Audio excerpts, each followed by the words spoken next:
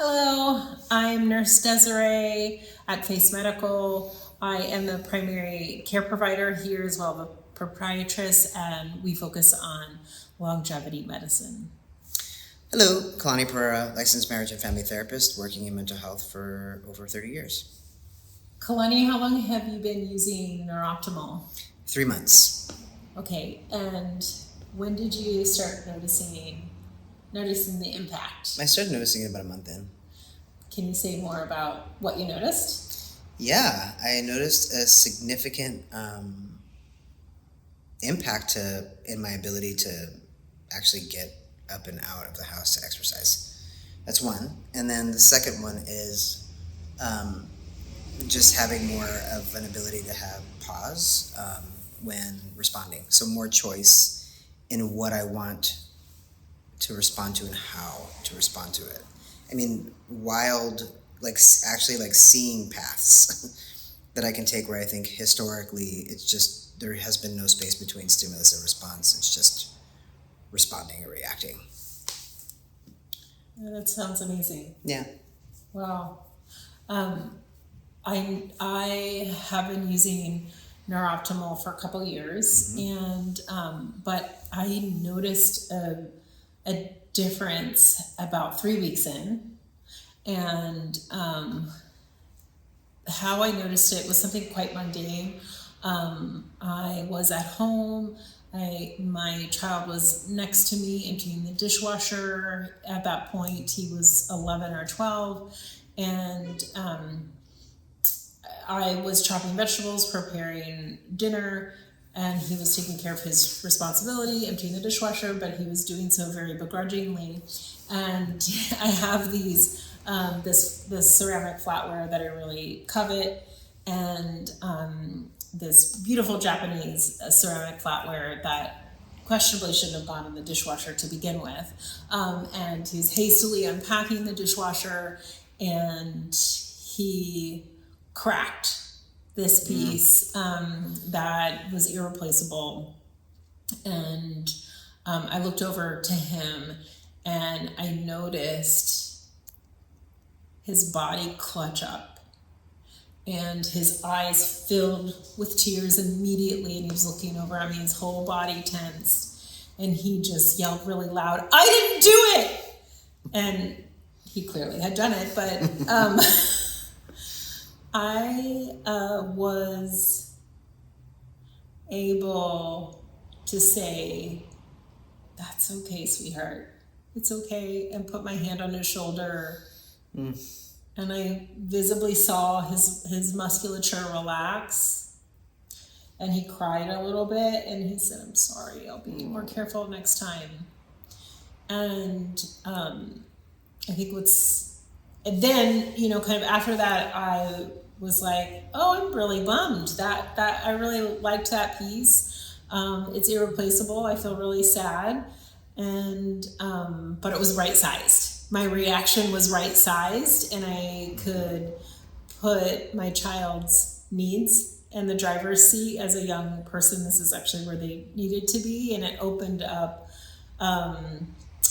a reciprocity in our interaction that in the past, because this is something like this had happened before, which is why his body clutched up and he was afraid.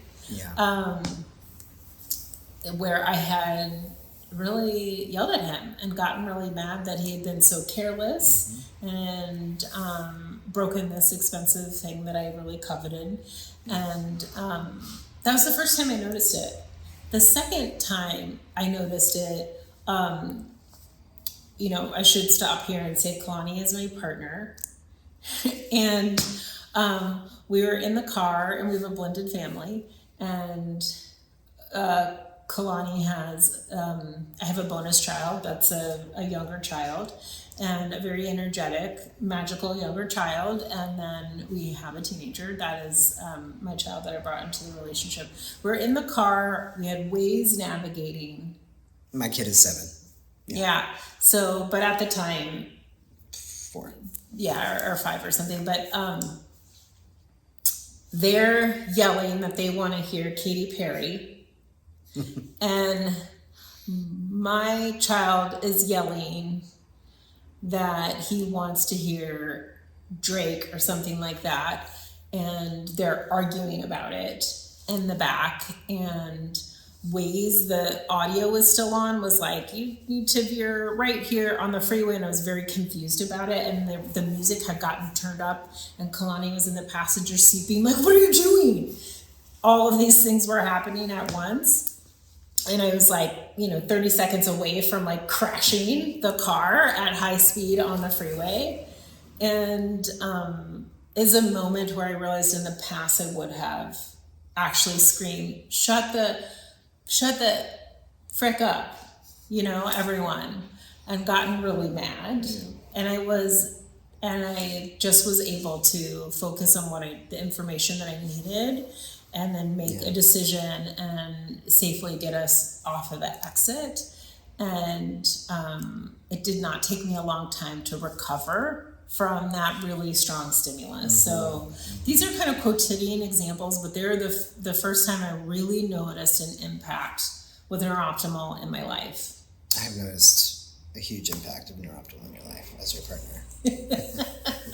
Very grateful for it. Likewise. Yeah. It's true. Yeah. So you have somewhere between 20 and 30 years. I have a lot of years of experience in trauma work. Yeah, I've been working in trauma for probably 30 years. I'm curious in your thoughts on the role of a tool like NeurOptimal Neurofeedback for trauma. Mm-hmm. I think it would be an incredible tool, and I would want it to be in every clinic, everywhere, and accessible to all. And I think especially, with trauma comes a lot of hypervigilance and dysregulation and dissociation, and I think and anxiety, and the ability to be able to manage the stimuli that's coming in and slow down enough to make different choices, is profound. And I think, I think it would be it would have an incredible impact. So NeurOptimal is a profound tool for trauma work. Yeah. And I think that's a good segue for me to talk a little bit about how it's worked for me with trauma. So you talked about how it kind of worked in an everyday way. I also have early childhood trauma and was in the foster care system. And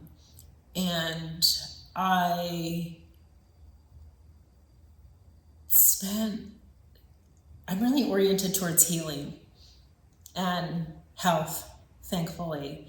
And I have spent many years in talk therapy, somatic work. I do have a deep and rich spiritual life. And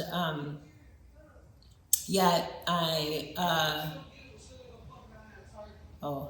we got some environmental noise, someone walking down the street. I had PTSD. And sometimes something could happen. I could get exposed to violence. Sometimes it wouldn't even be, it could be on a screen, and it could really dysregulate me. At worst case scenarios for weeks. And I honestly just thought this was something I was going to live with for the rest of my life.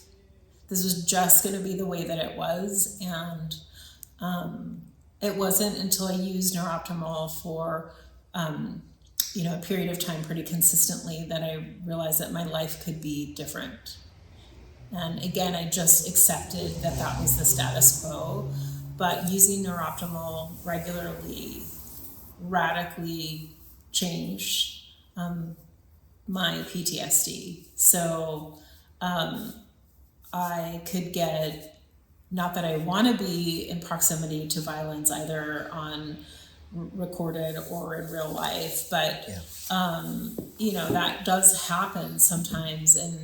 And when that has happened, I found that I'm able to continue to breathe.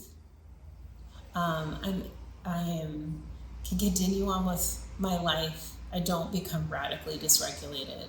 And that, for me, is very profound. Mm-hmm. Yeah. I still wanted to talk about NeurOptimal and this idea of optimization. Mm-hmm. So you had brought up that that it helped you in your communication, your interpersonal relationship, kind of in your own cognition, your own thinking and kind of control, that pause between stimulus and response. I wanted to dig into the details of how it helped you fine-tune things around like daily practices, like fitness routines and maybe eating habits and things like that. Yeah, it's funny because it feels like I was saying to you in the car, like taking a pill, but not being able to connect to the fact that it's the pill that's helping, because I think it happens.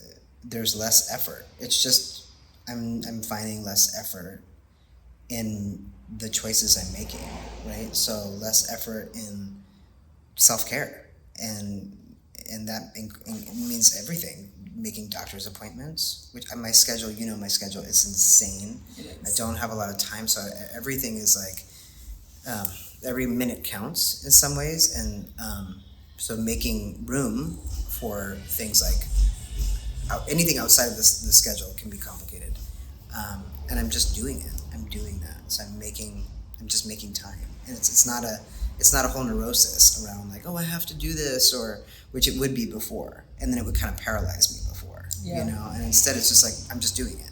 That's like the best way that I can articulate it. It's just there's just less effort. That's amazing. Yeah.